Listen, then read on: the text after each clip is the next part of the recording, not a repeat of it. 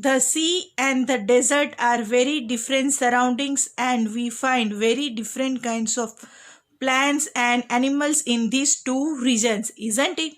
जो सी और डेजर्ट है वो कैसा है, डिफरेंट सराउंडिंग्स है, दोनों के बीच में बहुत सारे डिफरेंसेस है and we find very different kinds of plants, और हम देखते हैं कि दोनों के अंदर बहुत सारे अलग अलग प्लांट्स और एनिमल्स है ये दो रीजन्स में, isn't it? Let us look at very different kinds of organism from the desert and the sea, कि चलो एक नज़र लगाते हैं द अलग अलग ऑर्गेनिज्म। तो क्या है, डेजर्ट में से क्या है और सी में से क्या है? A camel and a fish. Camel कहाँ पर होता है ज़्यादा? डेजर्ट में। और फिश कहाँ पर मौजूद होती है? वाटर के अंदर। The body structure of a camel helps it to survive in desert condition. जो कैमल का जो बॉडी स्ट्रक्चर है वो उसको हेल्प करता है, किस में हेल्प करता है? सर्वाइव। सर्वाइव मतलब कि जिंदा रहने में। कहाँ पर? डेजर्ट कंडीशंस में। Camels have long legs which help to, camels के पास क्या होता है? लॉन्ग मतलब कि लंबे लेग्स होते हैं जो हेल्प करते हैं, उनको क्या करने में हेल्प करते हैं? Keep their bodies away from the heat of the sun. उनके जो ये लॉन्ग लेग्स होते हैं उनकी बॉडी को प्रोटेक्ट करते हैं, किसमें से? Heat of the sun. Figure 9.2, तो नीचे फिगर 9.2 है उसमें दिखाया गया है। They excrete small amount of urine, कि वो एक्सक्रिएट करते हैं small amount of urine. The dung is dry and they do not sweat, उनका जो डंग होता है वो बहुत ड्राई होता है और वो स्वेट नहीं करते। Since camels lose very little water from their bodies they can live for many days without water, की कैमल है वो अपनी बॉडी में से बहुत स्मॉल अमाउंट में वाटर लूज करते हैं, इसलिए वो बहुत सारे दिन तक बिना वाटर के रह सकते हैं। Let us look at different kinds of fish, की चलो अब देखते हैं अलग अलग टाइप की फिश के ऊपर। Some of this are shown in figure 9.3, कुछ फिशेस फिगर नीचे 9.3 है उसमें दिखाई गई है। There are so many kinds of fish, but do you see that they all have something common about their shape? वैसे तो बहुत अलग अलग शेप की फिश होती है, आपने देखी होगी, लेकिन सब चीज़ फिश के में एक चीज़ कॉमन है, तो क्या है? उनका shape. All the ones shown here have streamlined shape, कि ये जो फिश यहाँ पर दिखाई गई है उनका शेप कैसा है? स्ट्रीमलाइन शेप है। That was discussed in chapter 8, जो हमने ऑलरेडी कहाँ पर डिस्कस कर लिया है? चैप्टर नंबर 8 में डिस्कस कर लिया है। This shapes helps them to move inside water, उनका ये जो शेप है स्ट्रीमलाइन शेप वो पानी के अंदर उनको मूव करने में हेल्प करता है। Fish have slippery scales on their bodies, की फिश की बॉडी के ऊपर क्या होता है? स्लिपरी स्केल्स होते हैं। This scales protect the fish and also help in easy movement through water, जो ये स्लिपरी स्केल्स होते हैं उनको प्रोटेक्ट करते हैं फिश को, और वाटर के अंदर वो ईजी मूवमेंट कर सके उसमें भी हेल्प करते हैं। We discussed in chapter number 8 that fish have flat fins and tails that help them to change direction and keep their body balance in water, कि हमने चैप्टर नंबर 8 में ऑलरेडी स्टडी कर लिया है कि फिश है उसके जो ये फ्लैट फिन्स और टेल्स होते हैं वो हेल्प करते हैं उनको डायरेक्शन चेंज करने में, and their body balance in water, कि उनकी बॉडी बैलेंस रहे पानी के अंदर। Gills present in the fish help them to use oxygen dissolved in water, fish के पास जो गिल्स होती है वो हेल्प करते हैं फिश को टू यूज ऑक्सीजन, ऑक्सीजन इस्तेमाल करने के लिए, डिजोल्व्ड है जो किसके अंदर? वाटर के अंदर। We see that the features of a fish help it to live inside the water and the features of a camel help it to survive in a desert, कि हमने देखा जो फिश के फीचर्स है वो help करते हैं उसको किसके अंदर? फिश को वाटर के अंदर रहने के लिए, और फीचर्स है कैमल को वो हेल्प करते हैं सर्वाइव किस तरह से करे डेजर्ट के अंदर। We have taken only 2 examples from a wide variety of animals and plants that live on the earth, कि यहाँ पर बच्चों हमने सिर्फ 2 एग्जाम्पल्स लिए हैं, किसमें से? बहुत बड़ी वेरी वाइड वेराइटी है किसकी? एनिमल्स और प्लांट में से, अर्थ के ऊपर, उनमें से हमने सिर्फ 2 ही एग्जाम्पल लिए। In all this variety of organism we will find that they have certain features that help them live in the surrounding in which they are normally found, कि इनमें से हमें पता चला in this variety of organism we will find that they have certain features, कि कुछ अलग अलग एनिमल्स को, अलग अलग प्लांट्स को अलग अलग उनको फीचर्स होते हैं जो उसको हेल्प करते हैं उनके सराउंडिंग्स में। The presence of specific feature of certain habitats which enable an organism to live naturally in a place is called adaptation. तो adaptation किसे कहते हैं? The presence of a specific feature, जो presence है उसके अंदर जो specific feature of certain habitats, कुछ certain habitats के which enable an organism, जो enable करता है organism को वहाँ पर रहने के लिए naturally in a place, कोई naturally एक place के अंदर, उसको क्या कहा जाता है? Adaptation. Adaptation of organism differ depending on the place of dwelling. जो adaptation है वो differ करता है depending on their place of dwelling, कि वो कौन सी place पर dwelling करते हैं. That is why a fish cannot live out of a water. इसीलिए जो fish है वो water के बाहर नहीं रह सकती और camel है वो sea के अंदर नहीं रह सकता. The place where organism live is called habitat. ऐसी place जहाँ पर organism रहते हैं उस place को क्या कहा जाता है? Habitat. Habitat means a dwelling place, a home. Habitat का मतलब होता है एक dwelling, एक जगह जहाँ पर उनका घर होता है, a home. तो habitat provide food, water, air, shelter and other needs to organism. जो habitat है वो क्या provide करता है? Food, water, air और shelter. और दूसरी उनकी जो नीड्स होती है ऑर्गेनिज्म की वो सारी चीज उसे प्रोवाइड करता है. Several kinds of plants and animals live in the same habitat. Several मतलब कि बहुत सारे काइंड्स के अलग अलग प्रकार के प्लांट्स और एनिमल्स हैं वो सेम हैबिटेट में सर्वाइव करते हैं. The plants and animals that live on the land are said to live is terrestrial habitats. जो प्लांट्स और animals that live on the land, जो रहते हैं कहाँ पर? लैंड के ऊपर, उसे क्या कहा जाता है? Terrestrial habitats. Some examples of terrestrial habitats are forest, grasslands, desert, coastal and mountain regions. तो ये सारे एग्जाम्पल्स है टेरेस्ट्रियल हैबिटेट्स के. ऑन द अदर हैंड, और दूसरी तरफ देखते हैं तो habitats of the plants and animals that live in water are called aquatic habitats. ऐसे एनिमल्स जो पानी के अंदर रहते हैं उसे क्या कहते हैं? Aquatic habitats. Lakes, rivers and oceans are some examples of aquatic habitats. ये सारे एग्जाम्पल्स है एक्वेटिक हैबिटेट्स के.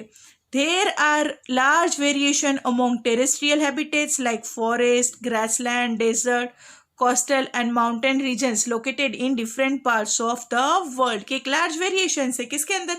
टेरेस्ट्रियल हैबिटेट्स के अंदर. और वो कौन कौन से हैं? Forest, grassland, desert, coastal and mountain regions located है different parts of the world, की वर्ल्ड के अलग अलग पार्ट्स में लोकेटेड है ये सब. तो organism both plants and animals living in a habitat are its biotic components. जो ऑर्गेनिज्म है जो बोथ प्लांट्स और एनिमल्स है लिविंग इन अ हैबिटेट, जो हैबिटेट में रहते हैं उसे क्या कहते हैं? Biotic components. The non-living things such as rock, soil, air and water in the habitat constitute its abiotic components. So non-living things है जैसे कि rocks है, soil है, air है और water है जो habitat के constitute में है उसे क्या कहा जाता है? abiotic components. Are sunlight and heat biotic और अबायोटिक कंपोनेंट. तो बच्चों आपको यहाँ पर बताना है सनलाइट और हीट है वो किसके अंदर इंक्लूड होता है? बायोटिक के अंदर या अबायोटिक कंपोनेंट के अंदर. We know that some plants grow from the seeds. कि हमें पता है कि कुछ प्लांट्स ऐसे होते हैं जो किसमें से ग्रो होते हैं? सीड्स में से ग्रो होते हैं. Let us look at some biotic factors and their effect on seeds as they grow into young plants. तो चलो एक नज़र लगाते हैं.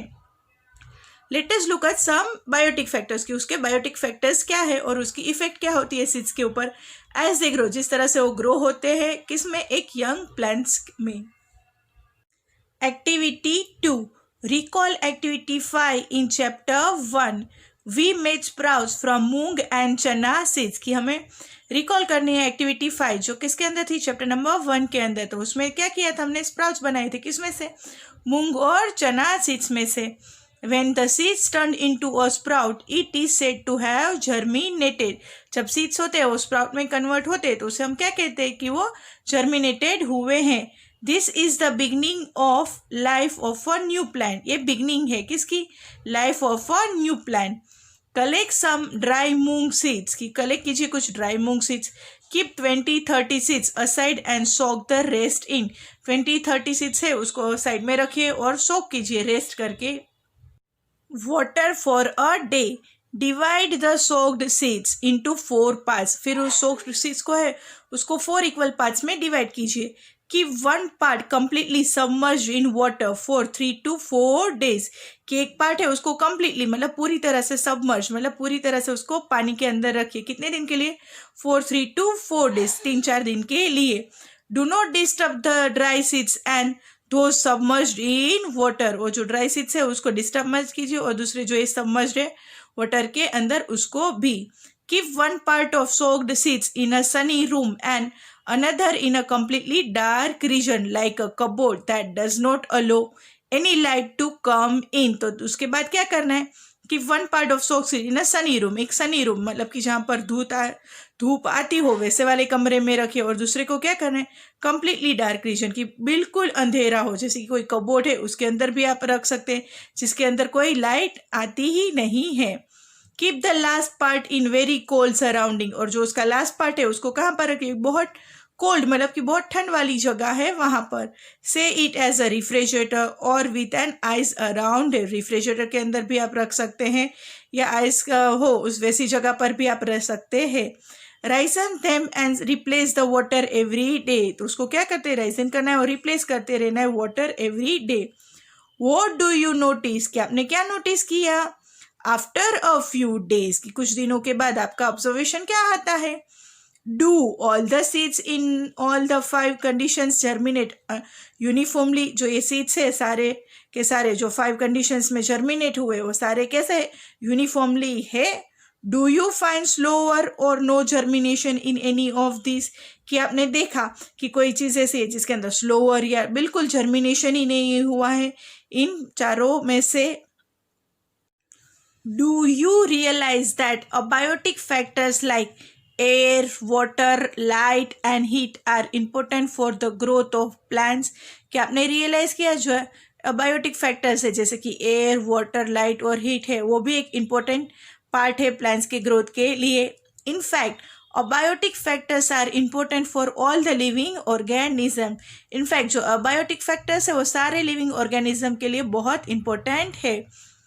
We find that organisms exist in very cold as well as very hot climate, isn't it? हमने देखा कि organism है वो एग्जिट कर देते हैं बहुत सारी जहाँ पर ठंडी है या बहुत सारी गर्मी है उस जगह पर. How do they manage to survive? तो किस तरह से वो मैनेज करते हैं सर्वाइव करने के लिए? Adaptation is the method by which organism get well adjusted to the climate. तो उसके लिए क्या है? अडेप्टेशन प्रोसेस है. Adaptation is the method. वो मेथड है जिससे क्या होता है? By which organism get well adjust. Organism है वो एक तरह से एडजस्ट हो जाते हैं उस क्लाइमेट के अंदर. Adaptation does not take place in a short time because the abiotic factors of a region also change very slowly. जो अडोप्टेशन है वो क्या होता है? Adaptation does not take place in a short time कि वो एक शॉर्ट टाइम में नहीं होता. Because the abiotic factors of a region also change very slowly. जो उसके अबायोटिक फैक्टर्स होते हैं रीजन के वो भी बहुत स्लो प्रोसेस में चेंज होते हैं. Those organisms which cannot adopt to these changes die. कि जो ये ऑर्गेनिज्म है ये अडोप्ट नहीं कर पाते तो क्या होता है? अडोप्टेशन को वो डाइव कर हो जाते हैं मतलब कि वो मर जाते हैं. And the only the adopted one survive. और जो अडोप्ट कर लेते हैं वो सर्वाइव कर जाते हैं. Organism adapt to different abiotic factors in different ways. Organism adapt करते हैं डिफरेंट अबायोटिक फैक्टर्स अलग अलग वेज में. This result in a wide variety of organism. तो ये रिजल्ट है wide variety of organism in different habitats.